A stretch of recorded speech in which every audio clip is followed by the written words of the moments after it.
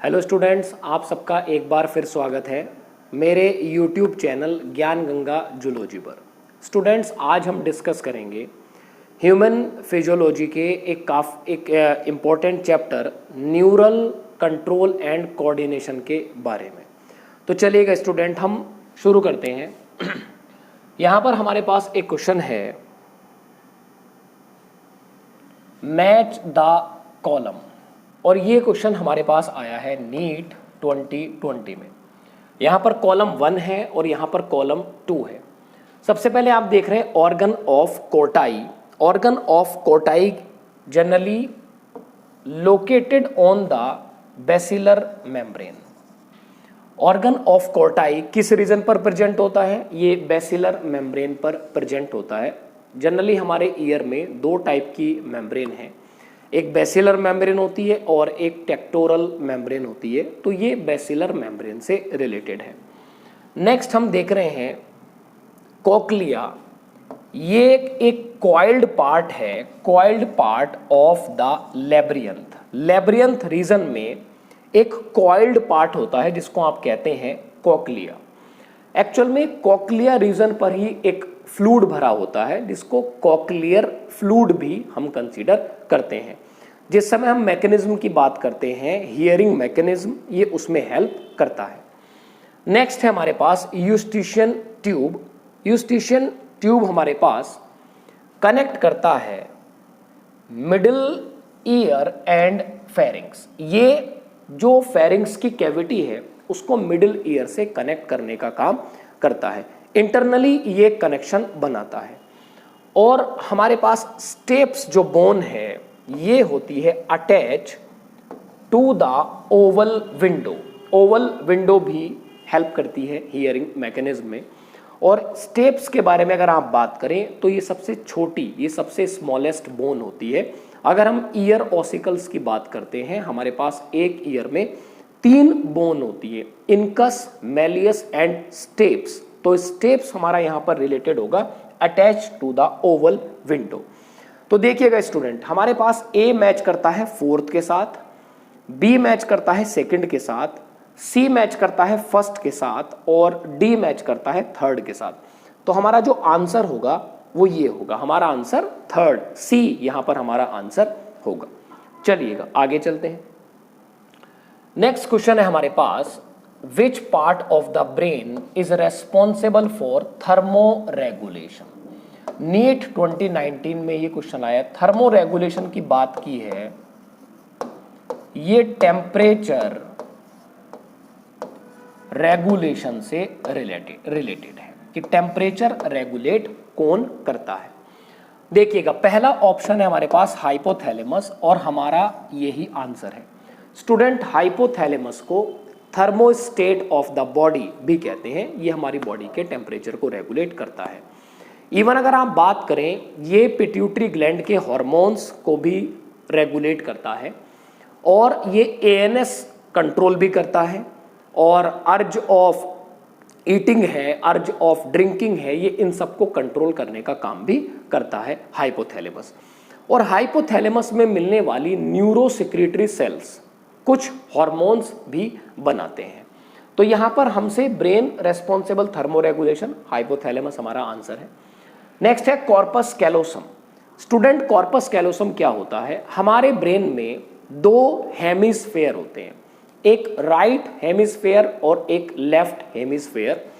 दोनों हेमिस्फेयर को कनेक्ट करने का काम करता है कॉर्पस कैलोसम। कॉर्पस कैलोसम अपने आप में एक थिक बैंड लाइक स्ट्रक्चर होता है जो हमारे राइट और लेफ्ट सेरिब्रल हेमिस्फेयर को कनेक्ट करता है। नेक्स्ट हमारे पास मेड्यूला ऑब्लंगेटा। ये हिंड ब्रेन का पार्ट है। मेड्यूला ऑब्लंगेटा में बहुत सारे सेंटर्स प्रेजेंट होते हैं, जैसे कि सलाइवा सिक्रीशन, आप कह सकते हैं हमारा heart beating centre, respiratory centre, normal respiratory rhythmic centre. तो हमारे डिफरेंट सेंटर्स प्रेजेंट होते हैं मेड्यूला ऑब्लंगेटा रीजन पर। और नेक्स्ट है हमारा सेरिब्रम। सेरिब्रम हमारे ब्रेन का सबसे बड़ा और मोस्ट एक्टिव पार्ट है। स्टूडेंट, ये पार्ट रिलेटेड होता है memory, communication, intelligence, creative ideas, ये इन सब से रिलेटेड होता है।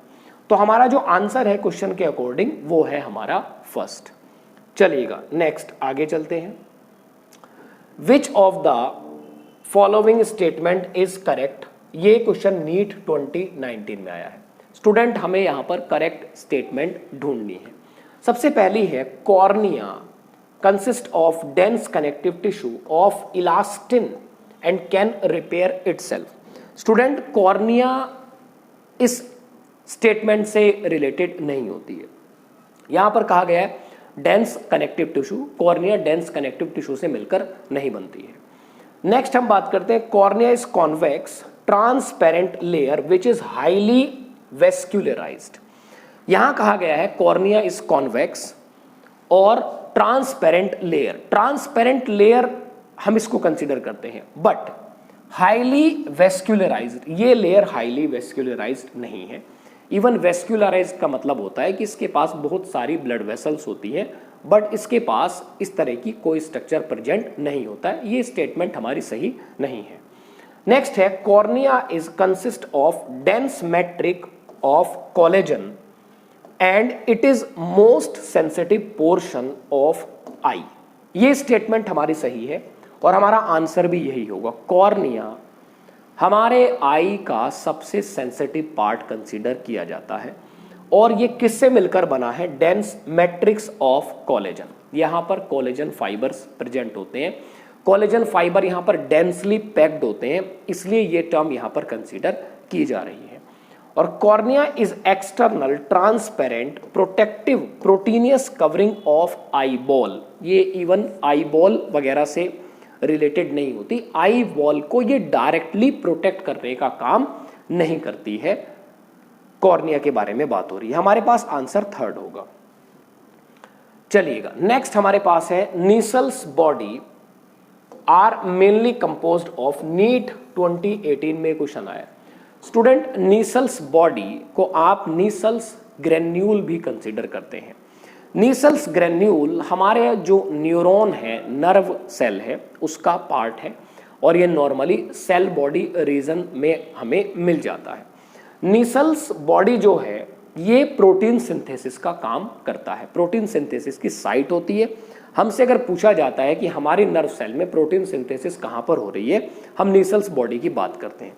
तो इसकी कंपोजिशन हमसे पूछी गई है प्रोटीन एंड लिपिड्स, ये प्रोटीन और लिपिड से मिलकर नहीं बनता। Nucleic acid and SER, SER का मतलब है स्मूथ एंडोप्लाज्मिक रेटिकुलम, इसमें स्मूथ एंडोप्लाज्मिक रेटिकुलम भी नहीं होता है। थर्ड है डीएनए एंड आरएनए और फोर्थ है free ribosome and RER. RER का मतलब होता है रफ एंडोप्लाज्मिक रेटिकुलम। स्टूडेंट हमारा आंसर यही है, यहां पर फ्री राइबोसोम होते हैं और जनरली रफ एंडोप्लाज्मिक रेटिकुलम होता है। रफ एंडोप्लाज्मिक रेटिकुलम और फ्री राइबोसोम हेल्प करते हैं नीसल्स बॉडी या नीसल्स ग्रेन्यूल का स्ट्रक्चर बनाने में। तो स्टूडेंट ये कुछ क्वेश्चंस को आप देखने के लिए लगातार इस चैप्टर के नेक्स्ट क्वेश्चंस के लिए आप मेरे चैनल YouTube चैनल ज्ञान गंगा जूलॉजी पर आप जुड़े रहें और लगातार आप मेरी वीडियोस को देखते रहें और आप अपनी प्रिपरेशन करते रहें। Students best of luck and thank you so much.